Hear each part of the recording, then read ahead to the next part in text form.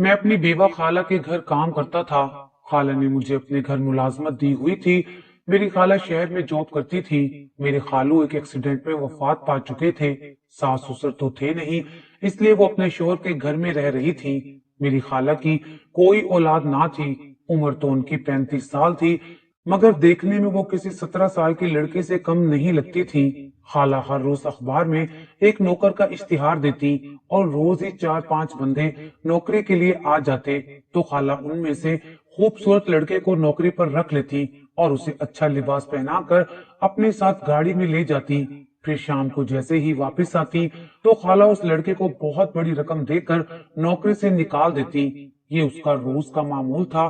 میں حیران ہوتا کہ آخر خالہ ان لڑکوں سے کیا کام لیتی ہے جس کی اتنی بڑی رقم ادا کرتی ہے۔ مجھے خالہ پر شک بھی ہونے لگا تھا، اس لیے ایک دن میں نے خالہ کی گاڑی میں ڈرائیور کی جگہ بیٹھ گیا اور جیسے ہی خالہ اس لڑکے کے ساتھ گاڑی سے اتری تو میں ان کے پیچھے چلا گیا، مگر یہ دیکھ کر میرے پیروں تلے سے زمین نکل گئی کہ خالہ تو اس لڑکے کو افتخار نوکری کی تلاش میں ہفتوں سے خوار ہو رہا تھا، لیکن اب تک چھوٹی موٹی نوکری ڈھونڈ نہیں سکا تھا۔ حسب معمول آدھا دن خوار ہونے کے بعد بھی ناکامی کا منہ دیکھنا پڑا تو وہ خود کو کوستا ہوا بھوک کے مارے سوچنے لگا۔ صبح ناشتے کے بغیر گھر سے نکلا تھا۔ اس نے اپنی جیب پر ہاتھ مار کر پیسوں کی موجودگی پر اطمینان کا سانس لیا اور ایک کھوکھے میں چلا آیا۔ ایک کپ چائے کے ساتھ سادے نان کا آرڈر دے کر وہ میز پر پڑے اخبار کے اشتہار دیکھنے لگا۔ یہ سب تو 16 کلاس پڑھے لڑکوں کے لیے ہیں، میں تو بس میٹرک پاس ہوں، اس نے مایوسی سے سوچا اور اخبار پڑھے کرنے لگا۔ اچانک ایک اشتہار پر نظر پڑی تو چونک گیا۔ چوکیدار کی نوکری کے لیے ایک بندہ چاہیے، رہنے اور کھانے کے اخراجات کے ساتھ ساتھ اچھی تنخواہ بھی دی جائے گی، بندہ چوک و چوبند اور نڈر ہونا چاہیے۔ افتخار نے موبائل میں اشتہار کی تصویر لی اور جلدی جلدی چائے کے ساتھ نان کھانے لگا۔ اگر یہ نوکری مل گئی تو شاید میں بھی کچھ اچھا کھا سکوں گا، گھر والے بھی نوکری کا سن کر خوش ہو جائیں گے، میں بالکل بھی فضول خرچی نہیں کروں گا بلکہ ایک کمیٹی ڈالوں گا۔ افتخار کو اس نوکری میں مستقبل کے ہزاروں مسائل کا حل نظر آ رہا تھا۔ وہ سوچنے لگا کہ شاید کوئی عمر رسیدہ عورت گھر میں تنہا رہتی ہوگی اور اپنی حفاظت کے لیے یہ اشتہار دیا ہوگا۔ وہ یہی سب سوچتا ہوا گھر آ گیا اور اگلے روز گھر والوں کو بتا کر گھر سے نکل پڑا۔ وہ 6 گھنٹے بعد گاؤں سے شہر اپنی مطلوبہ جگہ پر پہنچ گیا تھا۔ شکیلہ بانو کو دیکھ کر وہ حیران رہ گیا، کیونکہ وہ جہاں پر نوکری کے لیے آیا تھا وہ اس کی خالہ کا گھر تھا۔ وہ آج سے پہلے اپنی خالہ کے گھر کبھی نہیں آیا تھا، اس لیے وہ نہیں جانتا تھا کہ وہ جس جگہ نوکری کے لیے جا رہا ہے وہ تو اس کی خالہ کا گھر تھا۔ اصل میں افتخار کی ایک ہی خالہ تھی، ماں تو اس کی بھولی تھی، اسی وجہ سے وہ پڑھ نہ سکی تھی۔ خالہ نے پڑھ لکھ کر شہر میں نوکری کر لی تھی، اس لیے اب وہ گاؤں میں بہت کم ہی آتی جاتی تھی۔ خیر افتخار کی خالہ نے اسے پہلے ہی نظر میں پہچان لیا تھا۔ خالہ نے چند ایک ہدایات کے بعد اسے نوکری پر رکھ لیا۔ افتخار اتنی اچھی نوکری کے مل جانے پر بہت خوش تھا، اس لیے وہ دل لگا کر کام کر رہا تھا۔ اس کی خالہ شکیلہ بانو اس سے بہت خوش تھی اور وہ بھی اپنی خالہ سے راضی تھا۔ شکیلہ بانو نے اسے رہنے کے لیے کمرہ بھی دیا تھا۔ افتخار دل سے اپنا کام کرتا، لیکن اچانک اسے اپنی بیوہ خالہ پر شک ہونے لگا۔ ہوا کچھ یوں کہ ایک دن صبح کے 8 بجے شکیلہ بانو نے اسے گھر کے اندر بلایا اور کہنے لگی کہ افتخار آج میں گھر پر رہوں گی، اس لیے مجھ سے ملنے جو بھی آئے تم بغیر کوئی سوال جواب کیے مہمان کو ڈرائنگ روم میں بٹھا دینا، اس کام میں ذرا بھی غفلت نہ برتنا ورنہ میرا بہت ضروری کام خراب ہو جائے گا۔ خالہ کے کہنے پر افتخار نے ادب سے سر ہلایا تو شکیلہ اپنے دوسرے ملازم کو دوپہر کے کھانے کی ہدایات دینے لگی۔ خان ساموں کو ہدایت دینے کے بعد وہ میز پر پڑا جوس کا گلاس اٹھانے لگی تو افتخار کو وہاں کھڑا دیکھ کر حیرانگی سے کہنے لگی، تم ابھی تک کھڑے ہو؟ میری بات تو کب سے ختم ہو گئی ہے، جاؤ جو کہا ہے اس پر دھیان دو۔ شکیلہ بانو نے جوس پیتے ہوئے اسے جانے کا اشارہ کیا۔ افتخار کبھی تو انہیں خالہ اور کبھی انہیں میڈم کہہ کر پکارتا تھا۔ وہ بولا، میڈم آپ جانے کا نہ کہتی تو میں شام تک یہاں کھڑا رہتا، آپ کی اجازت کے بغیر میں ایک قدم نہیں اٹھا سکتا۔ آپ جلدی میں مجھے جانے کا کہنا بھول گئی تھی، اس لیے میں اب تک کھڑا تھا۔ افتخار کے کہنے پر شکیلا مسکرانے لگی۔ وہ ملازموں کے معاملے میں بہت خوش قسمت تھی۔ اس کا ہر ملازم وفادار اور محنتی تھا۔ اس دن تقریباً 10 جوان لڑکے انٹرویو دینے آئے تھے، جن میں سے 3 خوبصورت لڑکوں کو نوکری پر رکھ لیا گیا۔ شام 5 بجے میڈم نے گاڑی نکلوائی اور ان لڑکوں کو اپنے ساتھ لے گئی۔ لڑکوں نے کچھ دن میڈم کے ساتھ کام کیا۔ اس کے بعد میڈم نے انہیں گھر بلا کر اپنے نوٹوں سے بھرے پرس میں سے ہزاروں روپے دیے اور نوکری سے فارغ کر دیا۔ اس کے بعد پھر اخبار میں اشتہار دیا اور پھر سے خوبصورت لڑکوں کو نوکری پر رکھ کر کچھ دنوں بعد انہیں ہزاروں روپے دے کر فارغ کر دیا گیا۔ حیرت کی بات تو یہ تھی کہ خالہ صرف جوان اور خوبصورت لڑکوں کو ہی نوکری دیتی تھی۔ یہ سب دیکھ کر افتخار اپنی خالہ کو غلط عورت سمجھنے لگا۔ اسے لگا کہ میری خالہ ضرور کسی غلط کام میں ملوث ہے، اس لیے تو اتنی مشکوک حرکات کرتی ہیں۔ کہیں سمگلنگ تو نہیں کرتی یا پھر کوئی منشیات کا کاروبار تو نہیں چلا رہی، اس لیے تو ہر وقت لاکھوں روپے پرس میں رکھ کر گھوم رہی ہوتی ہیں۔ افتخار ہر حال میں اپنی بیوہ خالہ کے راز پر پردہ اٹھانا چاہتا تھا، لیکن اسے سمجھ نہیں آ رہی تھی کہ وہ یہ سب کیسے کرے۔ وہ خالہ سے پوچھ بھی نہیں سکتا تھا۔ اسے لگتا تھا کہیں خالہ اسے نوکری سے نکال ہی نہ دے۔ سوچ سوچ کر اس کا دماغ پاگل ہو رہا تھا۔ مجھے پولیس کے پاس جانا چاہیے تاکہ پولیس میری خالہ کے غلط کاموں پر سے پردہ اٹھا سکے۔ اس کے سوا میرے پاس کوئی راستہ نہیں ہے۔ افتخار نے اپنے موبائل کو اٹھایا اور پھر واپس رکھ دیا اور سوچنے لگا، خالہ کو دیکھ کر لگتا ہے ان کی پہنچ بہت دور تک ہے۔ اگر انہوں نے پولیس کو خرید لیا تو میں ساری عمر جیل میں چکی پیسوں گا۔ مجھے کوئی بھی قدم اٹھانے سے پہلے اچھی طرح سوچو وچار کرنا چاہیے۔ مجھے سب سے پہلے میڈم کے خلاف ثبوت ڈھونڈنے ہوں گے، اس کے بعد ہی میں پولیس اسٹیشن جاؤں گا۔ افتخار نے فون اٹھا کر جیب میں ڈالا اور اپنی ڈیوٹی پر واپس آ گیا۔ کچھ دن بعد پھر میڈم لڑکوں کا انٹرویو کے لیے جا رہی تھی۔ افتخار نے انٹرویو کے لیے آنے والے لڑکوں کو دیکھ کر ایک منصوبہ بنایا۔ 5 بجنے والے ہیں، انٹرویو کے بعد میڈم ضرور گاڑی میں بٹھا کر انہیں اپنے ٹھکانے پر لے جائیں گی۔ اس نے میڈم سے بیماری کا بہانہ بنا کر چھٹی لی اور کوارٹر میں جانے کی بجائے وہ باہر آ کر گاڑی کی ڈگی میں چھپ گیا۔ راستہ ختم ہی نہیں ہو رہا تھا۔ افتخار کی ہمت نے جواب دے دیا تھا، اگر کچھ دیر مزید میں یہاں رہا تو ضرور اس جاسوسی کے چکر میں اپنی جان سے ہاتھ دھو بیٹھوں گا۔ پتہ نہیں کب یہ گاڑی منزل پر پہنچے گی، مجھے اس قید سے نجات ملے گی۔ افتخار لمبے سفر سے اکتا کر خود کو کوسنے میں مصروف تھا کہ اچانک گاڑی کو بریک لگی۔ گاڑی کے رکتے ہی افتخار نے سکون کا سانس لیا اور وہ اپنی خالہ کے راز تک پہنچنے کا سوچ کر خوش ہو رہا تھا۔ ہائی ہیلز اور بھاری بوٹوں کی آواز دور جانے لگی تو اس نے ڈگی کھول کر ان کے پیچھے جانے کا سوچا۔ جیسے ہی اس نے ڈگی کا دروازہ کھولنے کی کوشش کی تو وہ پریشان ہو گیا کیونکہ ڈگی کو لاک لگا دیا گیا تھا۔ ہائی، یہ میں کس مصیبت میں پھنس گیا ہوں۔ اب پتہ نہیں مجھے کب تک اس قید خانے میں رہنا پڑے گا۔ اگر میں سانس بند ہونے سے مر گیا تو کیا ہوگا؟ مجھے تو کوئی بچانے نہیں آئے گا۔ اگر کوئی آ بھی گیا تو پھر خالہ مجھے نہیں چھوڑے گی۔ خالہ کی جاسوسی مجھے مروا کر ہی دم لے گی۔ افتخار ایک بار پھر خود سے باتیں کرنے لگا۔ وہ بہت ڈر گیا تھا، اس لیے طرح طرح کے وسوسے اس کے ذہن میں دوڑتے پھر رہے تھے۔ افتخار مسلسل خود کو کوس رہا تھا۔ اس طرح خود کو کوستے کوستے واپسی کا راستہ ختم ہو گیا۔ گاڑی رکی تو گل خان گاڑی کو گراج میں کھڑی کر کے جانے لگا تو گھر کے اندرونی حصے کی طرف جاتی شکیلا بانو نے اسے بلا کر ڈگی کی چابی پکڑائی۔ ڈگی کا لاک کھول دو، تم اچھی طرح سے جانتے ہو میں گھر سے باہر نکلتے وقت ڈگی ضرور لاک کرتی ہوں۔ میڈم اتنی بلند آواز میں بول رہی تھی جیسے افتخار کو سنانا چاہتی ہو۔ میڈم اور گل خان کے جانے کے بعد افتخار ڈگی سے نکل کر کوارٹر میں آ گیا۔ اس نے پانی کا گلاس اٹھایا اور ایک ہی سانس میں گلاس خالی کر دیا۔ آج تو میں بال بال بچ گیا۔ اگر خالہ گاڑی کی ڈگی نہ کھلواتی تو وہ ڈگی ہی میری قبر بن جاتی۔ توبہ توبہ، سانس بس اکھڑنے ہی والا تھا۔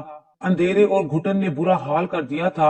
افتخار بار بار پیشانی سے پسینہ صاف کرتے ہوئے خود سے باتیں کیے جا رہا تھا۔ ایک منصوبہ ناکام ہو گیا تو کیا ہوا، میں ہمت نہیں ہاروں گا۔ میں اس راز کی تہہ تک ضرور پہنچ کر رہوں گا۔ یہ ہزاروں لوگوں کی زندگیوں کا سوال ہے، اس لیے میں اپنے ارادے سے پیچھے نہیں ہٹوں گا۔ اس نے ایک بار پھر خود سے عہد کیا۔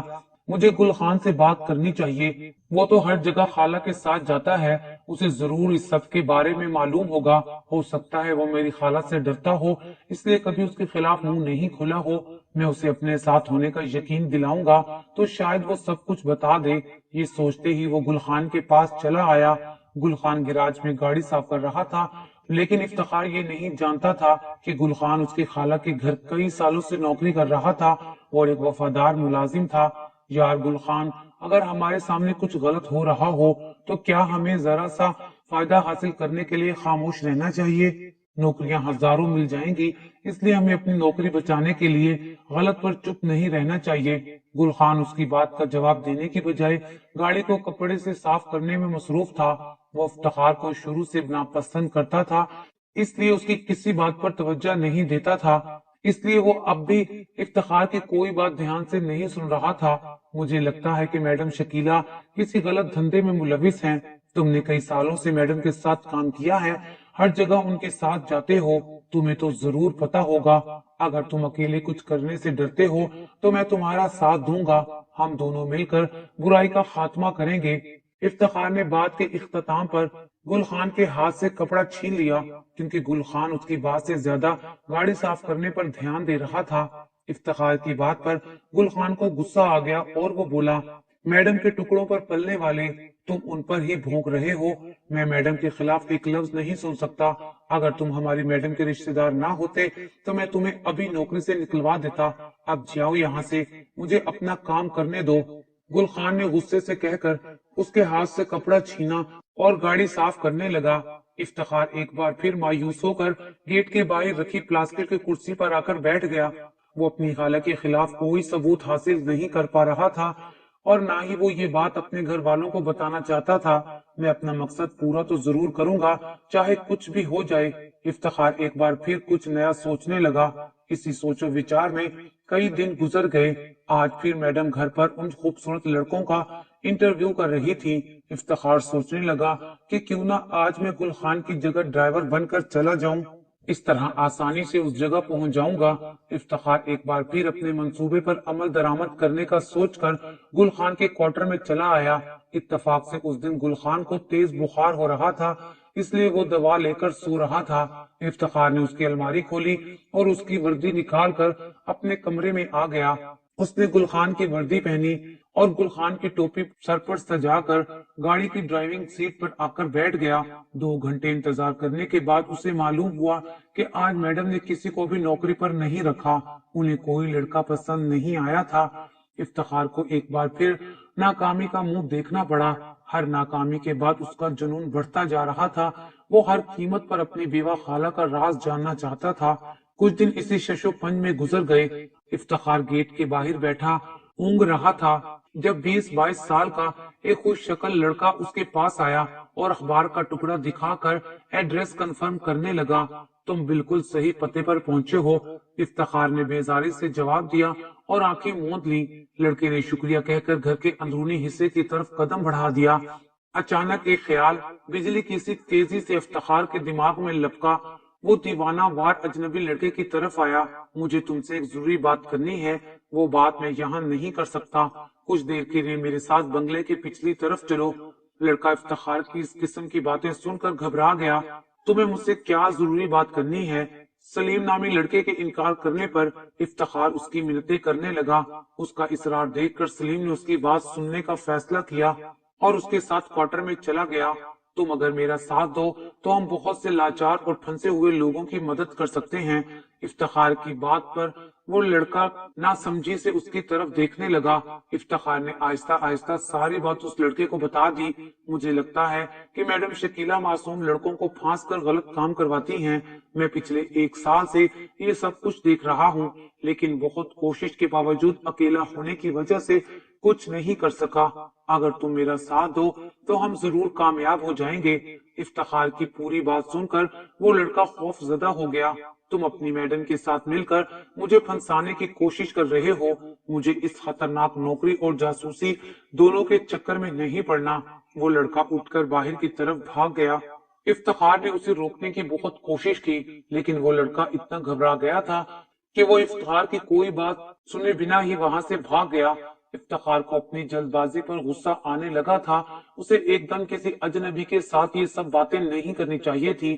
अगर वो लड़का अंदर जाकर ये सब बातें मैडम शकीला को बता देता तो आज वो खाम खाम मुझे अपनी नौकरी से हाथ धोना पड़ता। इफ्तिखार एक बार फिर नाकाम होकर खुद को कोसने लगा। उसकी खाला की किस्मत अच्छी है जो वो हर बार किसी न किसी तरह बच जाती हैं। मुझे तो लगता है कि मैं कभी इस राज तक नहीं पहुंच सकूंगा। वो अभी इन्हीं सोचों में गुम था कि गुल खान ने मैडम शकीला का बुलावा दे दिया। वो बेजारी से घर में दाखिल हुआ और वो अब अपनी खाला से चिढ़ने लगा था, इसलिए उनका सामना नहीं करना चाहता था।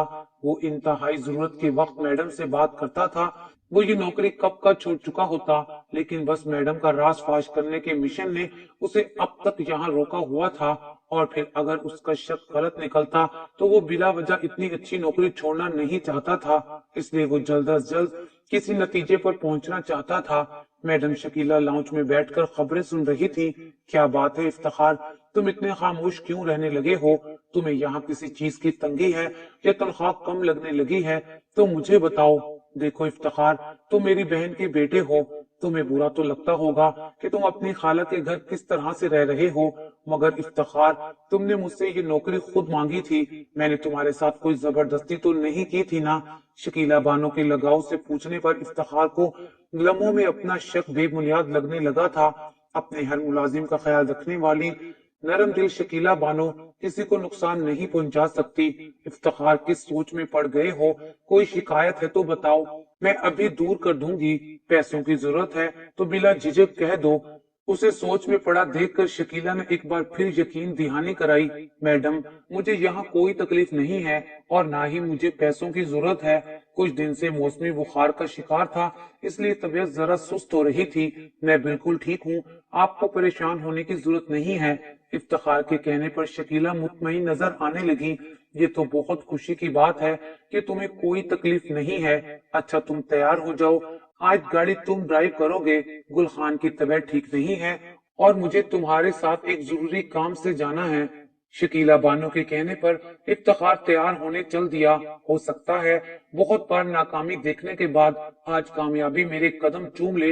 गुल खान की अचानक तबीयत खराब ना होती तो मैडम मुझे कभी अपने साथ लेकर ना जाती। वहां जाकर जरूर मुझे मेरी खाला के बारे में सब कुछ पता चल जाएगा। वो मौका जो मुझे 1 साल की कोशिश के बावजूद नहीं मिला, आज बगैर कोशिश के मिल रहा है। बस अब की बार मुझे हर कदम बहुत फूंक फूंक कर रखना होगा।